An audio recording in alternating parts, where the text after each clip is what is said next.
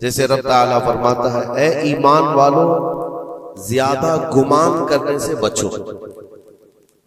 ए ईमान वालों ज्यादा गुमान करने से बचो। गुमान करना, कुछ भी सोचना किसी के भी मुतालिक, इसकी लिमिट्स हैं। और खास तौर पर मोमिनीन के लिए किस तरह से सोचे। ऐसा नहीं है कि तुम अपनी अकल के पर्दों को या अपने दिमाग के घोड़े को दौड़ाते रहो, जो चाहे मन में आए जिसके बारे में सब सोचते रहो। कुरान ने तो इस पर पाबंदी लगाई, ऐ ईमान वालों ज्यादा गुमान करने से बचो, वला तजस्ससु, और किसी की टोह में मत लगे रहो। तजस्सुस किसको कहते हैं? जासूसी करना। कौन कहां जा रहा है, कहां से आ रहा है, इसके घर में कितने लोग हैं, किस वक्त इनके घर में क्या क्या होता है, तुम्हें उसके बारे में अल्लाह ने हुक्म नहीं दिया। लेकिन भाइयों की टोह में लगे रहना बहुत बड़ा गुनाह है, गुनाह कबीरा में है। वला यग़्तब बअदुकुम बअदा, और आयत का ये तीसरा हिस्सा है। और अपने भाइयों की गैर मौजूदगी में उनकी गीबत ना करो, उनके खिलाफ बातें ना करो। और रब ताला फरमाता, क्या तुम में से कोई ये पसंद करता है कि अपने मरे हुए भाई का गोश्त खाए? जो गीबत करता है गोया कि वो अपने मरे हुए भाई का कच्चा गोश्त खाता है। और गीबत के मुतालिक बहुत सारे लोगों को ऐसा लगता है, अरे मैं तो पीठ पीछे क्या सामने मुंह पे भी यही बोल सकता हूं। ये बातें जो कहते हैं, गीबत का मतलब ये नहीं है कि सिर्फ पीठ के पीछे बोलना, मुंह के सामने भी ऐसी चीज बोलना जो उसको बुरी लगे, वो गीबत है, वो भी हराम है। ये तीन चीजें इस आयत के अंदर है। एक बदगुमानी करना, दूसरे जासूसी करना, और तीसरे गीबत करना। इसके ऊपर अगर मैं गुफ्तगू करूं बहुत तवील हो जाएगा, लेकिन ये पूरे मुआशरे के लिए जहर हिलाल है, जहर कातिल है। यहां से सोसाइटियां टूट जाती हैं, रिश्ते खत्म होने लगते हैं। बदगुमानी करना, शक करना, ये एक उसी की किस्म है। जन इसको अरबी में कहा गया है गुमान, यानी किसी के मुतालिक गुमान करना। देखें, दुनिया में जो चीज दिख रही है जरूरी नहीं है कि वो वैसी ही हो। हर चमकने वाली चीज हीरा नहीं होती, और हर काली दिखने वाली चीज कोयला भी नहीं होती। दोनों में बड़ा फर्क है। हकीकत कुछ और हो सकती है, लेकिन बगैर किसी तहकीक के या बगैर तुम्हें यकीन के गुमान कर लेना, ये तुम्हें बहुत बड़े गुनाह में ले जाएगा, बहुत बड़े गुनाह में।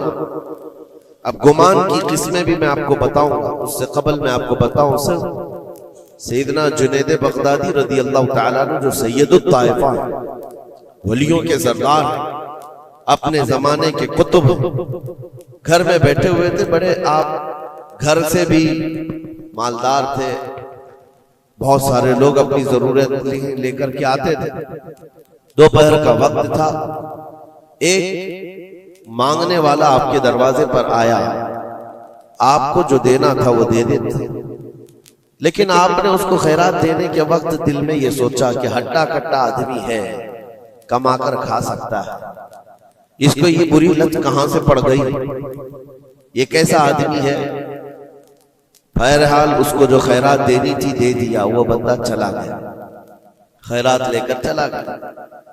अब वापस आप अपने घर आए, और जैसे ही आप आए नींद लग गई, आप सो गए।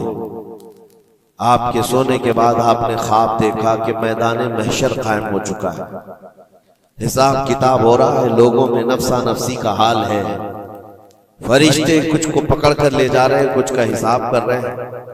और जब हजरत जुनैद बगदादी का नंबर आया तो दो फरिश्ते बहुत बड़ी थाल लेकर के आए, जिसमें कच्चा गोश्त था और खून टपक रहा था। जुनैद बगदादी से कहा गया कि ये लो, इसको खाओ। तो हजरत जुनैद बगदादी ने कहा कि क्या मुझे नहीं जानते, मैं जुनैद, मैंने ऐसा कौन सा गुनाह किया कि मुझे इसकी सजा ये दी जा रही है।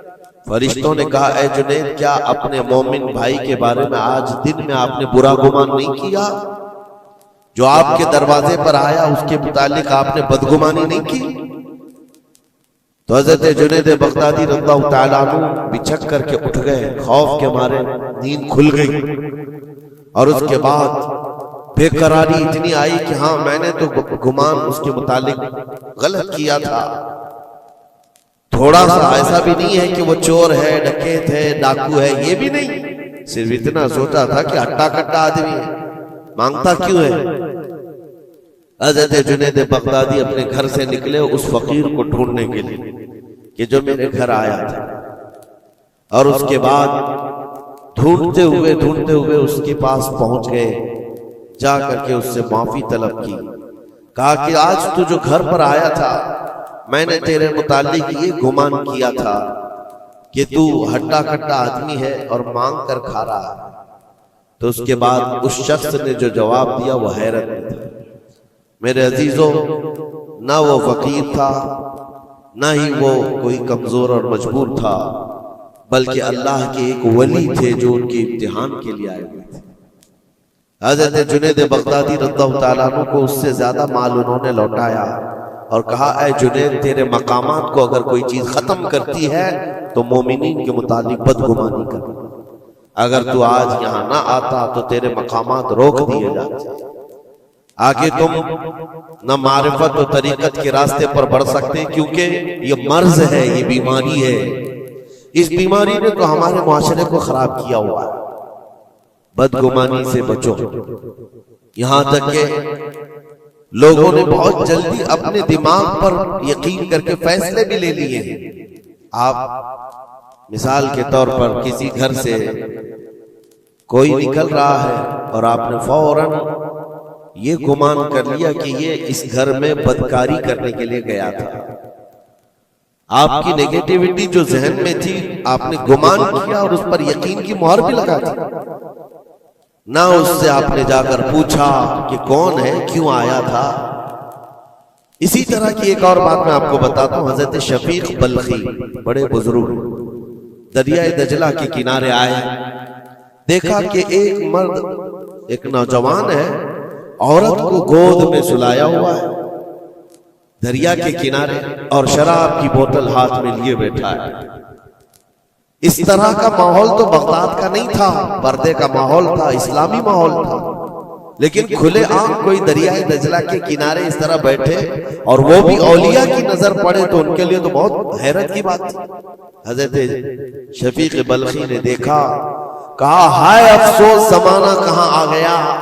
लोग खुले आम औरतों को लेकर बाहर सोने में बाहर मजे करने लग गए और खुले आम अब शराब भी पी जाने लगी। शराब भी पी जा रही है, खुद भी पी रहा है, उस औरत को गोद में थोड़ा थोड़ा सा पिला भी रहा है। हजरत शफीक बल्खी ने कहा कि बहुत सख्त हालात हो गए बगदाद में, इतनी अय्याशियां मैं पहली मर्तबा देख रहा हूं। इसी असना में एक कश्ती दरिया दजला में हिचकोले खाती हुई आ रही थी और उस कश्ती का बैलेंस बिगड़ा हुआ था, वो आगे बढ़ नहीं पा रही थी। इधर उधर करते करते अचानक वो कश्ती पलट गई, उसमें 10 लोग सवार थे, सबके सब दरिया में डूब गए। ये जो नौजवान किनारे पर बैठा था, उस औरत को जो गोद में लिए बैठा था, औरत को उठाया और उसको साइड किया, भागता हुआ गया दरिया के पार। यूं हाथ डालता था, एक आदमी को निकालता था और बाहर करता, ना उसके पांव पानी में डूबते थे। यूं समझ ले कि जैसे दरिया में कोई खड़ा है और अपने हाथ डाल डाल करके निकाल रहा है। 9 आदमियों को उसने अपने हाथों से दरिया से निकाला और बाहर किया और उसके बाद एक आदमी बच गया था। इस नौजवान ने हजरत शफीक बल्खी की तरफ देखा जो वहीं खड़े थे, कहा, क्या है शफीक बल्खी, मेरे बारे में बहुत कुछ तुमने सोचा दिल में, 9 तो मैंने निकाल दिया, एक आप निकाल दिया। ये जो जान बचाया है मैंने, और रब तबारक व तआला ने फरमाया जिसने किसी एक की जान बचाई उसने पूरी कायनात की जान बचाई, पूरी दुनिया की जान बचाई। मैंने तो 9 को बचाया, आप एक बचाओ। आपने फरमाया इस सिलसिले में बाद में बात करेंगे, पहले उस आदमी को बचा लो, उस आदमी को बचा लो, मैं तुमसे इल्तिजा करता हूं। उसने 10वें को भी बचाया। उसके बाद हजरत शफीक बल्खी के दिल में एहसास हुआ कि मैंने गलत जगह गुमान किया। ये कोई आम आदमी नहीं है, आम इंसान नहीं है। इसके मुतालिक मैंने क्या क्या दिल में सोच लिया, क्या क्या गुमान कर लिया। तो आपकी आंखों में आंसू आ गए और कहा कि मुझसे बड़ी खता हो गई, मुझे माफ करें। लेकिन आपको अल्लाह ने ये ताकत दी है कि आप दरिया पर खड़े होकर इंसानों को बचा तो रहे हैं, लेकिन ये क्या है जो किनारे पर बैठ करके खुलेआम हो रहा है? किनारे दरिया के बैठकर ये खुलेआम क्या हो रहा है? उस नौजवान ने कहा, शफीक बल्खी, ये भी मैं बताता हूं, वो गोद में पड़ी हुई औरत कोई आम औरत नहीं, मेरी माजूर माँ है, बीमार है, और उसको दरिया के किनारे लाने का हकीमों ने हुक्म दिया। और मेरे हाथ में जो बोतल है ये दवा की बोतल है, उसको हर आधे घंटे पर पिलाया जाता है। मैं भी पीता हूं और मेरी माँ को पिलाता हूं। सिर्फ इलाज की गर्ज से मैं यहां पर बैठा हुआ हूं। और आपने अपने दिमाग में क्या क्या सोच लिया कि बगदाद तबाह हो गया, अय्याश हो गया, नौजवान औरतों को लेकर आके बैठने लग गए, शराब पीने लग गए। मेरे अजीजों, ये बहुत बड़े वली कामिल की बात कर रहा हूं, हज़रत शफीक बल्खी। लेकिन उनको खता का एहसास होता तो वो रोते, गिड़गिड़ाते और तौबा भी करते। हमारे तो हालात ऐसे हैं कि हमने तो बिल्डिंगें बना ली अपने गुमान पर, इमारतें बना ली, फलां के मुतालिक ऐसे ऐसे मामलात हैं, और उसी पर हम इमारतें बनाना शुरू कर देते हैं, जबकि हमारे पास यकीन के लिए एक दलील भी नहीं होती। मेरे अजीजों, बदगुमानी से बचने के लिए कुरान कहता है, या अय्युहल्लज़ीना आमनू इज्तनिबू कसीरम मिनज़्ज़न, ऐ ईमान वालों, ज्यादा गुमान करने से बचो, हराम है और कबीरा गुनाह है। यहां तक के फरमाया गया कि बदगुमानी करोगे मोमिनीन के मुतालिक, कल क़यामत के दिन फैसला होगा, और अगर तुम्हारा गुमान गलत निकला तो सारी नेकियां तुम्हारी उठाकर उस बंदे को दी जाएगी जिसके मुतालिक बदगुमानी किया था।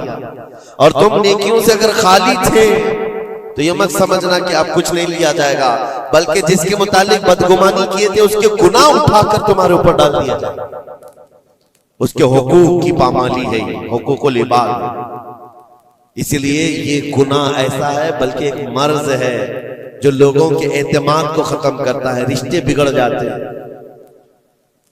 मुझे याद है एक बात बहुत पहले की, हमारे जमाने तालिब इल्म, मैंने तकरीबन 8-10 साल देखा, दो गहरे दोस्त थे, बहुत गहरे दोस्त, एक साथ खाते थे, एक साथ जाते थे, मशहूर थी दोस्ती।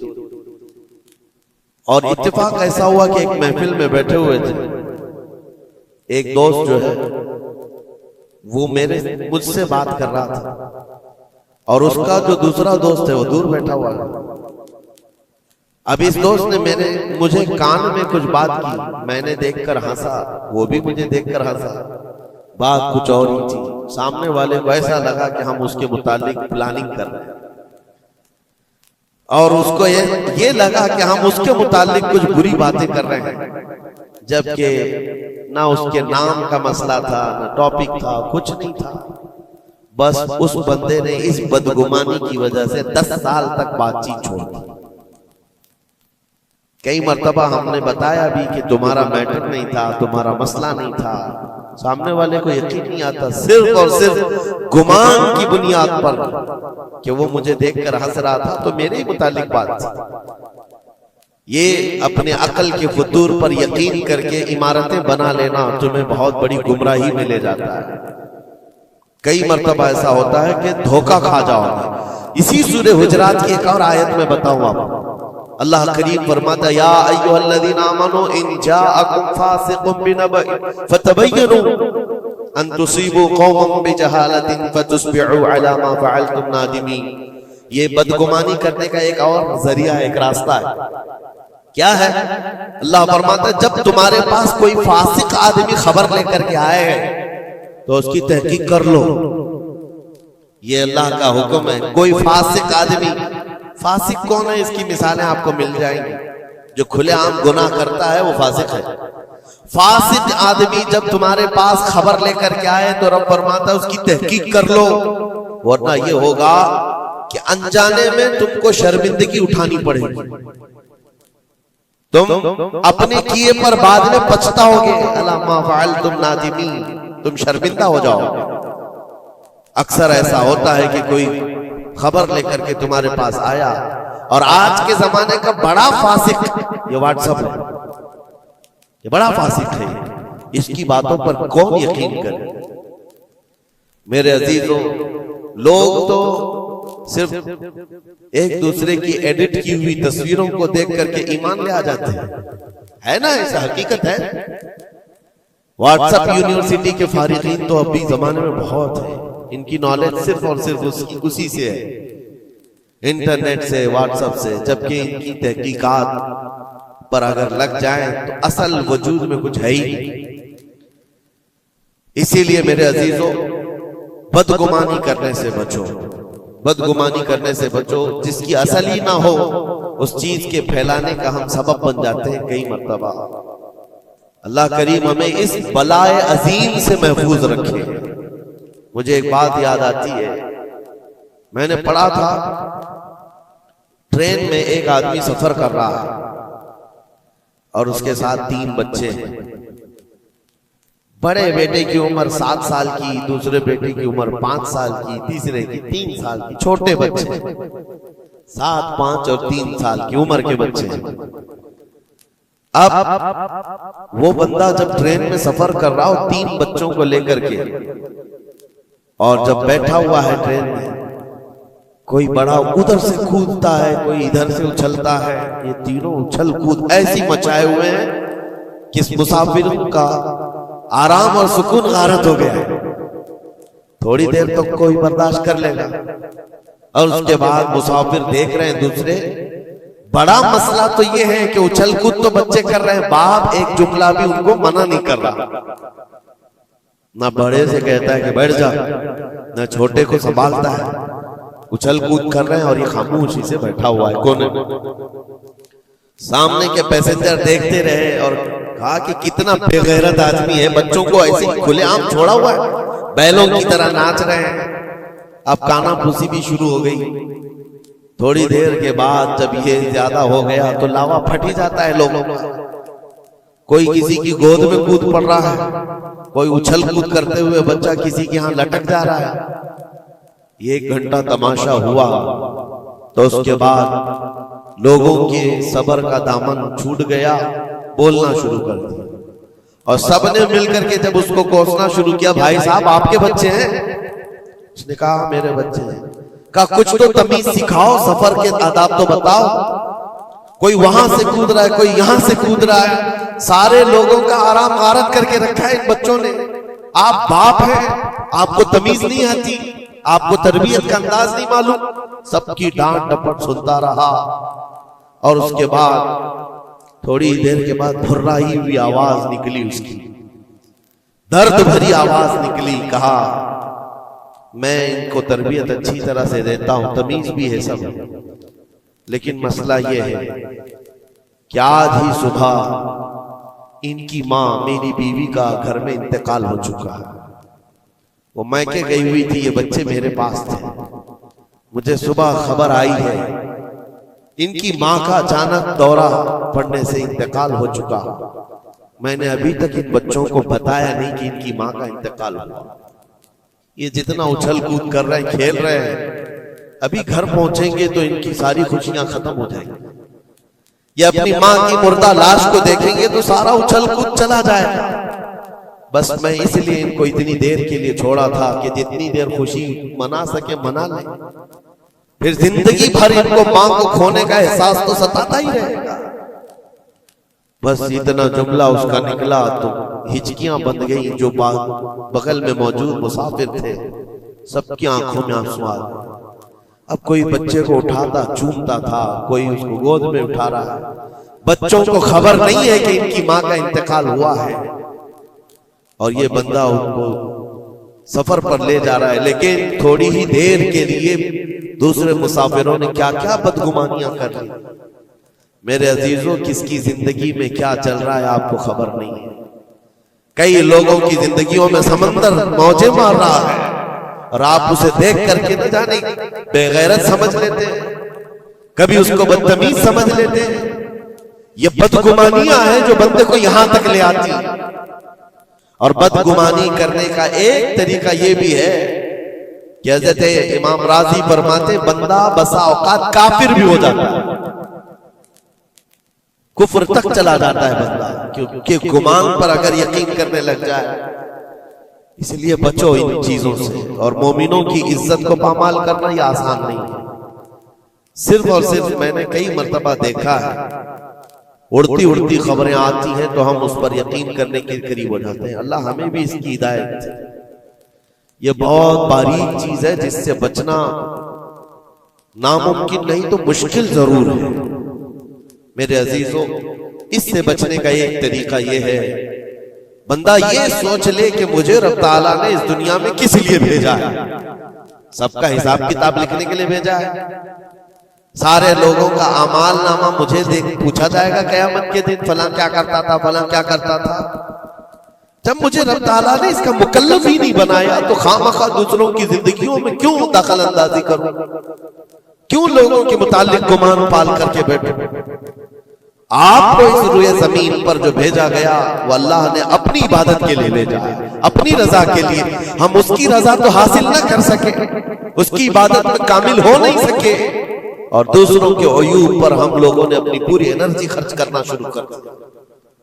अजीजा निगरानी औकात, ये पुरफितन दौर ऐसा है। अब मैं जो किस्में बता रहा था जन की, देखें बसा औकात बंदे से बंदे का गुमान अपनी जगह पर। आप मेरे बारे में क्या सोचते हैं मुझे मालूम नहीं, मैं आपके बारे में क्या सोचता हूं वो आपको भी नहीं मालूम। ये तो बंदों का गुमान है, लेकिन बंदा रब से जो गुमान रखता है ये भी बहुत बड़ा मसला है, बहुत बड़ा मसला है। इसको आसान मत समझे। ये दिमाग के घोड़े जब दौड़ते हैं इस पर कंट्रोल भी तो नहीं होता है, कहां तक जाएंगे गुमान। मुस्लिम शरीफ की हदीस है, मेरे आका सल्लल्लाहु तआला अलैहि वसल्लम फरमाते हैं, शैतान तुम्हारे पास आता है गुमान के रास्ते से। तुम सोचने लगते हो आसमान को किसने बनाया, ये सोच ही तो है। तुम्हारा दिल जवाब देता है अल्लाह ने बनाया। जमीन को किसने बनाया, अल्लाह ने बनाया। चीजें सोचते जाते हो उससे पहले क्या था, उससे पहले क्या था, इससे पहले क्या था। और ये जब दिमाग के घोड़े दौड़ने लगे, तुमने उसको नकील नहीं थामी तो ये लेकर के जाता है दिमाग। आखिर में ये गुमान डालता है फिर अल्लाह से पहले क्या था, या फिर अल्लाह को किसने बनाया। यहां आकर के तुम्हारे ईमान पर डाका पड़ जाता है और तुम शशोपंज में रह जाते हो। खुद से अगर कुछ सोचकर फैसला कर लिया कि अल्लाह के पहले ऐसा था या अल्लाह ऐसा था, नाउज़ बिल्लाह, तो कुफ्र हो गया। एक गुमान के रास्तों को आजाद छोड़ने का हुक्म नहीं दिया गया है। इसीलिए मियां हम और आप तो छोड़े, औलिया की बात भी छोड़े, उम्मत के जो सबसे आला किस्म के लोग थे वो सहाबा थे। सबसे आला, कयामत तक पैदा होने वालों में जो सबसे अच्छे थे अल्लाह ने उनको सहाबी रसूल बनाया। सहाबा इकराम बात कर रहे थे आपस में किस मसले में, तकदीर के बारे में, तकदीर के मुतालिक बात करें। तकदीर के बहुत सारे मसले जिसमें दिमाग की गिरें ऐसी आजाद हो जाती है, बंदा सोचने लग जाता है।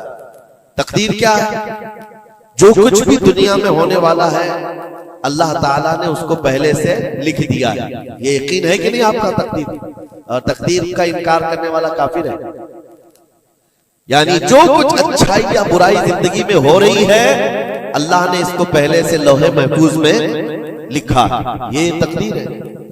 अब बंदा यहां सोचने लगता है अगर पहले से लिखा हुआ था तो मुझे तो वही करना है जो वहां लिखा हुआ है, इसमें मेरा क्या कसूर है।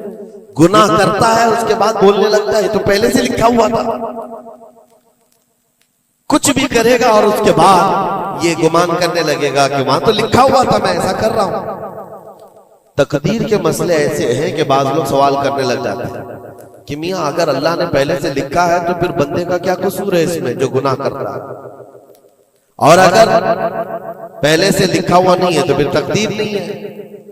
इन मसाइल में गुफ्तगू करते करते, गुमान करते करते बंदा कुफ्र तक पहुंच जाता है। कुछ फिरके भी बन गए इसी बात, जबरिया, कदरिया।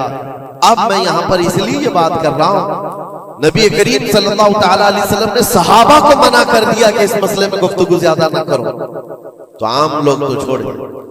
अब जन की किस्में मैं बता रहा हूं, गुमान की वो 4 किस्में बताई गई। इमाम अबू बकर जस्सास राजी रहमतुल्लाह अलैह ने 4 किस्में इसकी बयान की। पहला गुमान हराम है, दूसरा गुमान वाजिब है, तीसरा गुमान मुस्तहब है, और चौथा गुमान यानी ना उसके ऊपर गुनाह मुबाह है। उसकी किस्में हैं जिसमें से पहला गुमान जो हराम है, और एक गुमान को तो उन्होंने कुफ्र भी कहा है। पहला गुमान हराम, ये सोचता रह जाए सिर्फ अल्लाह के मुतालिक है ये सारे गुमान कि मैं गुनहगार हूं और अल्लाह मुझे सजा देकर ही रहेगा, अल्लाह मुझे अजाब ही देगा, ये सोचता रहे सिर्फ और सिर्फ। तो इमाम अबू बकर जस्सास राजी फरमाते ये गुमान हराम है। रब कहार जरूर है, रब जब्बार जरूर है, लेकिन गफ्फार भी है और सत्तार भी। तुमने अगर सिर्फ यही गुमान किया कि मुझे सजा देगा, मुझे सजा देगा, तो ये गुमान हराम है। इस पर मुझे आला हज़रत फाजिल बरेलवी रहमतुल्लाह तआला अलैह की बात याद आती है। उनका गुमान कैसा था? सोचते थे बारगाह मुस्तफा करीम, कहते हैं डर था कि इसियां की सजा अब होगी या रोजे से सजा। डर था कि गुनाहों की सजा अब होगी या रोजे जजा। दी उनकी रहमत ने सदा, ये भी नहीं वो भी नहीं, यहां भी नहीं होगी वहां भी नहीं होगी, रहमत ने सजा आवाज दी।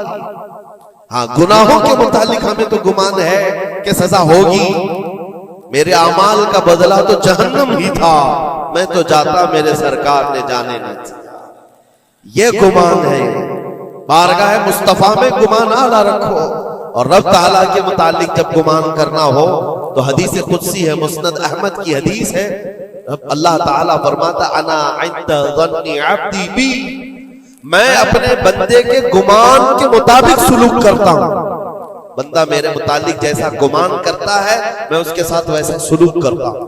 अब तुम्हारा है, ये तुम्हारी मर्जी है। और हदीस का आगे का टुकड़ा भी है, फल यदुन मा शाअ बी, बंदा जो चाहे मेरे बारे में गुमान कर ले। तुम सख्त किस्म का खुदा गुमान करके बैठे हो, सख्तियों का सुलूक हो जाए। इसीलिए मैंने इससे कबल भी एक बार कहा था, जब किसी के घर में इंतकाल होता है, फरिश्ते आ जाते हैं, मरे हुए इंसान को उठाने से पहले तक वो घर वालों को सब देखते रहते, कौन क्या क्या बोल रहा है, और उसकी सारी रिपोर्ट ले जाकर बारगाह रब्बुल इज्जत में अर्ज करते हैं। अल्लाह ताला पूछता है फरिश्तों से, आज इस घर में एक जान को हमने लिया, वो लोग मेरे मुतालिक क्या गुमान कर रहे थे, क्या सोच रहे थे और क्या कह रहे थे? फरिश्ते कहते हैं, ऐ मौला फलां कह रहा था कि मेरे घर पर बड़ा जुल्म हो गया, मेरा अजीज बच्चा ले लिया, मेरे घर पर ऐसी चीजें आफत आ गई, सब बातें। तो रब तबारक व तआला फरमाता है फरिश्तों गवाह हो जाओ, उन्होंने जैसा मेरे मुतालिक गुमान किया अब मैं उनके साथ वैसा सुलूक करूंगा, दुनिया में भी और आखिरत में भी। और फिर किसी घर से फरिश्ते जाते हैं जो नेक लोगों का होगा, रब ताला पूछता है यहाँ क्या कहा जा रहा था मेरे मुतालिक, क्या सोचा जा रहा था? फरिश्ते कहते हैं मौला उनके घर पर बड़ी गम की बात थी, बड़ी मुसीबत थी, उनके बाप का इंतकाल था, लेकिन हर कोई कह रहा था इन्ना लिल्लाहि व इन्ना इलैहि राजिऊन, हम अल्लाह के लिए हैं और अल्लाह ही की तरफ लौटने वाले हैं। रब ताला फरमाता है फरिश्तों तुम गवाह हो जाओ, इससे बेहतर उनको निअमुल बदल दुनिया में दूंगा और उससे बेहतर आखिरत में अता करूंगा। तो अल्लाह करीम के बारे में गुमान क्या रखना है, ये भी गौर और फिक्र के साथ। ये जन्न हराम से बचो, जन्न कुफ्र से बचो, और जन्न वाजिब है एक जो फिक़ह के मसले हैं, ये अहादीस जिसको जन्नी अहकाम कहा जाता है, वो सब यहां पर डिस्कस करें तो आपके ऊपर से बाउंस चला जाए।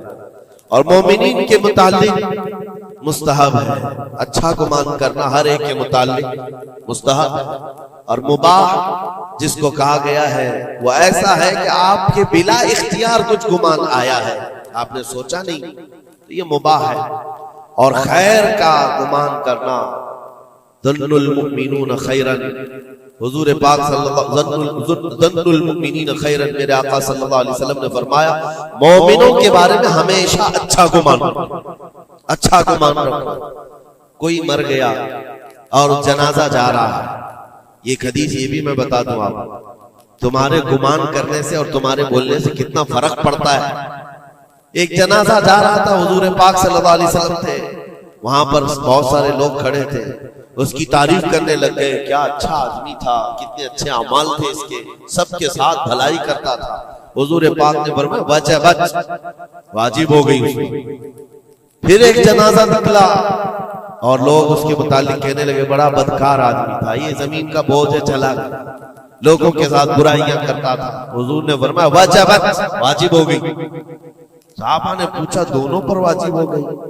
हुजूर ने फरमाया, पहले पर जन्नत वाजिब हुई, दूसरे पर दोज़ख वाजिब हुई।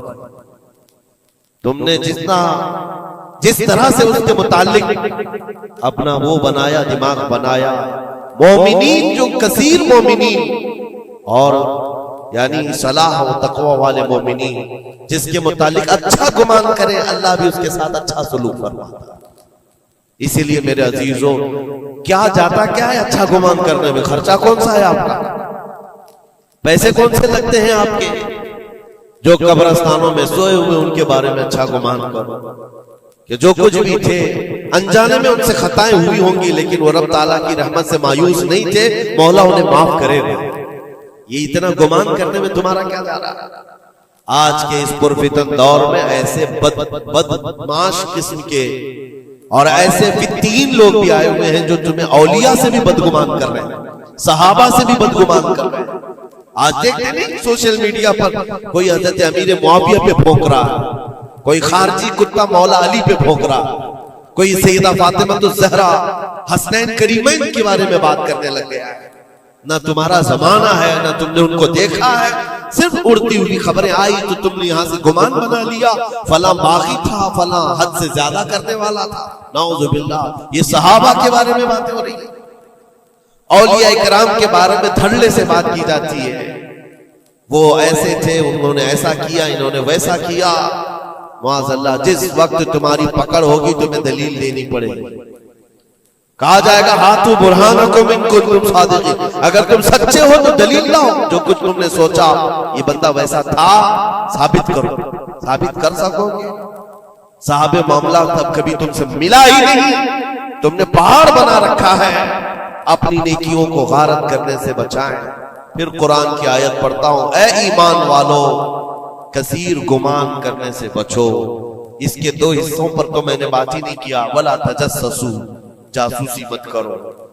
ये जो टिप्पर बने हुए घूमते हैं, मोमिनीन की खबरें पुलिस वालों को देना, हुकूमत के अहदेदारों को पहुंचाना, इसको तो आज समझते पेशा है। ये 500 की नोट मिलती होगी, उसकी मिसाल ऐसी है, किसी कुत्ते को हड्डी डाली जा रही है और वो उनके पीछे तुम हिलाते हुए भाग रहा हो। तुम्हें पता भी है कितना बड़ा गुनाह है ये, कितना बड़ा गुनाह है। अरे तुम है, लानत है ऐसी जिंदगियों पर। तुमको जिंदगी इसलिए मिली कि तुम मोमिनीन की और मुसलमानों की खबरगिरी करो और यहाँ की जासूसी ले जाकर कुफ्फार को दो। कल कयामत के दिन क्या जवाब दोगे रब ताला के बारे में? रब तबारक व तआला के उन बंदों के मुतालिक जो उसे अल्लाह पुकारते हैं, तुम इनकी खबरें ले जाकर उन कुफ्फार और मुशरिकीन को देना चाहते हो जो हमारी जान के प्यासे हैं। मुसलमानों में से अगर कोई है तो बाज आ जाए, तौबा कर। इतना खतरनाक गुनाह है कि मरने के बाद कब्र में उसका चेहरा किबले से बदल दिया जाए।